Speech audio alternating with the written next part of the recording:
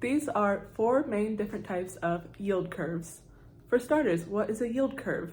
A yield curve shows the relationship between a bond's yield, hence the word, then its maturity, so the time that it is held. And what are the four main types? We have normal yield curves, inverted yield curves, flat yield curves, and steep yield curves. And in a yield curve, your x-axis is going to be maturity or time, and then the y-axis is going to be the yield. So let's start with the normal yield curve. The normal yield curve, as you can see, is rising upwards.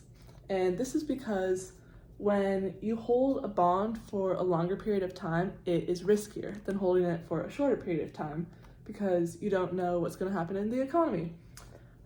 Interest rates could change, inflation could change, and so when you take on more risk by holding your bond for a longer time, you're going to get more reward, hence why it's higher over here.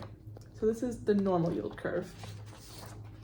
Next is the inverted yield curve, and it's inverted because it's sloping downward. And so you know when they say like you can invert a picture, face it the opposite way?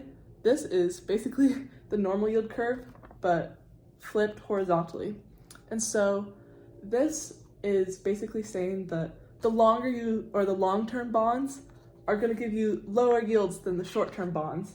And this is a negative leading economic indicator that most likely means a recession is coming. The next kind of yield curve is a flat flat line. And so this is basically saying both your short-term and your long-term bonds are going to have the same yield, which indicates economic uncertainty. Investors don't know what's going to happen. And our final kind of yield curve is the steep yield curve. And so this is a drastic jump.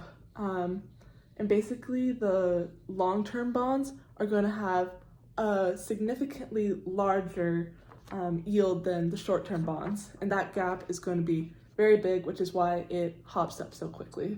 And so this is an indicator that there is going to be great economic growth in the near future and also probably inflation. So yeah, those are the four kinds of yield curves. Hope this helps.